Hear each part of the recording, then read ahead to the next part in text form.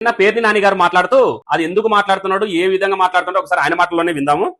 నారా లోకేష్ నాయుడు గారు తండ్రి కొడుకులు అందరూ బాబాయి గొడ్డలి బాబాయి గొడ్డలి బాబాయిని చంపి మా చేతిలో గొడ్డలు పెట్టాడు అంటారు లోకేష్ గారు.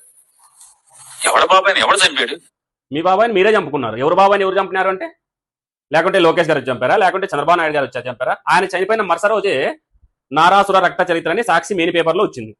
ఎందుకు వస్తుంది ఇట్లా? ఒకసారి ఇంకా ఈయన ఏం మాట్లాడారో చూద్దాం. సిగ్గురాదా అడుగుతున్నాను, చెప్పండి. అసలు కొంచెం కూడా దేవుడు నా భయం నా లజ్జ అని చెప్పని మీకు ఆ లక్షణాన్ని మీకు పొందుపరిచాడా? 24 మాసాలు అయింది కదా సుమారుగా మీరు గవర్నమెంట్ లోకి వచ్చి. ఏ బాబాయ్ మంటని ఏం చేశారని అడుగుతున్నాను. త్వరలో తేలుతుంది ఏం చేశారు అంటే, అంత తొందరగా ఏది తేలదు. దాదాపు 20 నెలలు అయింది కూటమి అధికారంలోకి వచ్చి. త్వరలో ఏం జరుగుతుంది ఏమనేది చూస్తారు. జగన్ గారు ఎత్తి లోపల ఎందుకు వెళ్ళిపోతున్నారు బాబాయ్ మంటల్లో? వస్తారు అది కూడా. సిగ్గు లేకుండా ఇంకా మాట మాటికి బాబాయ్ గొడ్డలి బాబాయ్ బాబాయ్ని చంపాడు జగన్. సిగ్గు శరం దేవుడు పెట్టలేదా అడుగుతున్నాను. తప్పు.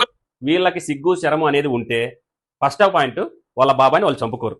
అది ఎందుకంటున్నా అంటే, వాళ్ళ చెల్లెళ్ళే జగన్మోహన్ రెడ్డి గారు ఇద్దరు చెల్లెళ్ళు, వైఎస్ షర్మిల గారు అలాగే వైఎస్ సునీత గారు, వాళ్ళిద్దరూ కూడా వాళ్ళ నాన్నని చంపాడు జగన్మోహన్ రెడ్డి, చంపించాడు అనేసి కూడా వాళ్ళే చెప్తున్నారు.